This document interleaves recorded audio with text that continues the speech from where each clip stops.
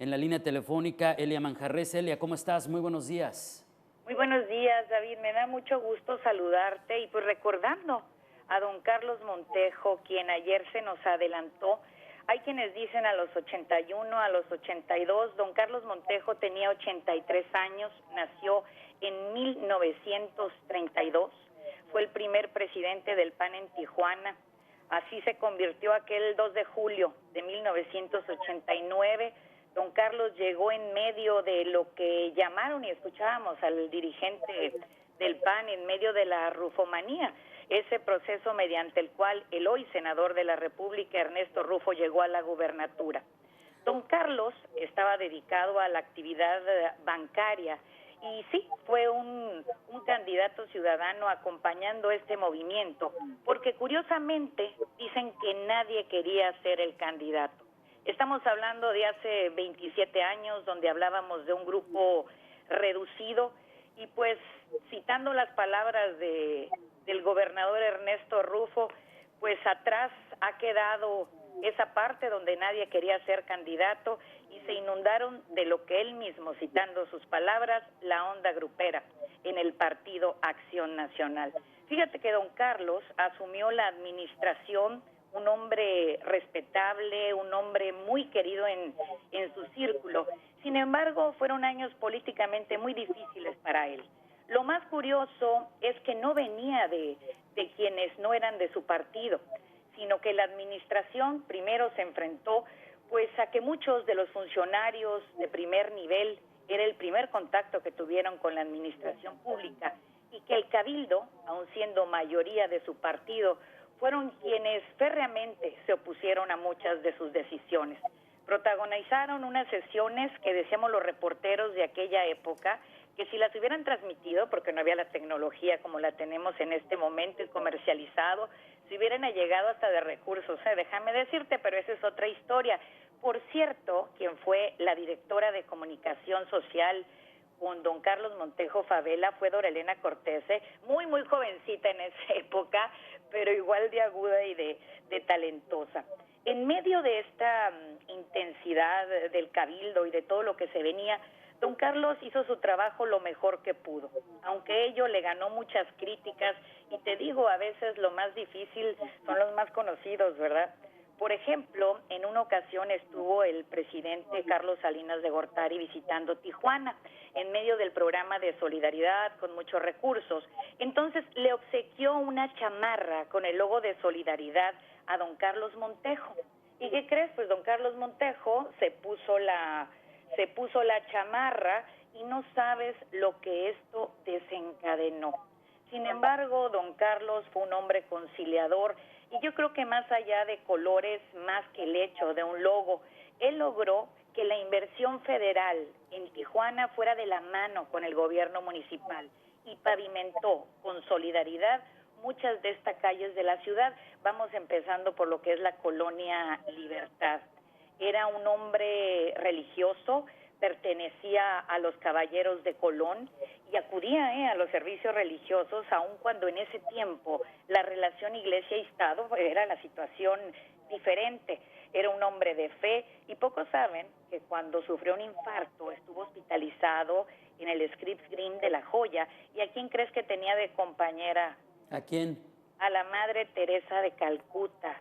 ¿Qué tal? Y se mandaban mensajitos. Pues se nos adelantó, se mandaban mensajitos de saludarse uno con otro, no había la tecnología Claro, de sí. esa época, y pues se nos adelantó, te digo, un hombre de familia, un hombre muy sencillo, un hombre al que el poder nunca se le subió a la cabeza, un hombre honesto, y sobre todo, déjame decirte, un hombre que nunca dejó de trabajar, Después de ser presidente municipal, siguió trabajando en la Secretaría de Desarrollo Social del Estado, estuvo en la Secretaría de Desarrollo Social Federal, estuvo en Oficialía Mayor del Gobierno del Estado, acabó como jefe de departamento después de haber sido presidente municipal. Él sabía que el trabajo lo que hace es que ennoblece. Entonces, imagínate un político que se va, un hombre con su misma familia, un hombre que murió ayer en su misma casa en la prolongación Aguascalientes, acompañado de su querida Anita Montejo. yo creo que don Carlos Montejo debe de ser ejemplo para todos aquellos que quieren incursionar en política. Desafortunadamente hay quienes piensan que la honestidad no es una virtud, sino un defecto, pero también afortunadamente son pocos los que los piensan y más los que están seguros que las cosas se pueden hacer bien.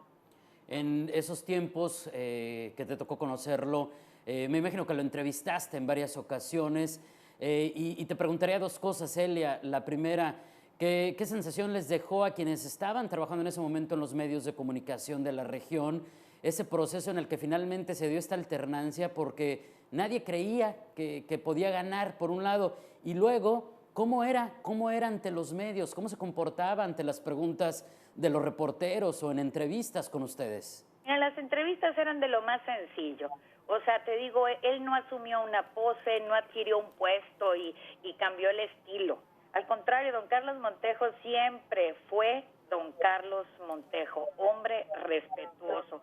Por otra parte, ¿cómo vivimos ese proceso? A mí me ha tocado cubrir los procesos electorales desde 1988, el federal lo viví todos a excepción del 2013 y el 2015, y déjame decirte que el 89 sí fue diferente. Tuvimos mucho acercamiento precisamente con ellos porque yo no era la conductora titular de los espacios informativos.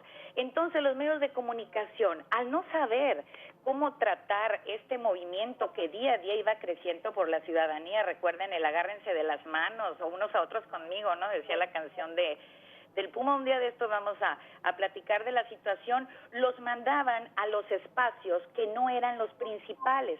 Eso pues nos dio la oportunidad de tratarlos mucho y también a ellos, ¿no? De conocer realmente cuál era el escenario periodístico en ese momento. Cuando llega el proceso, también hay que tomar en cuenta otros factores.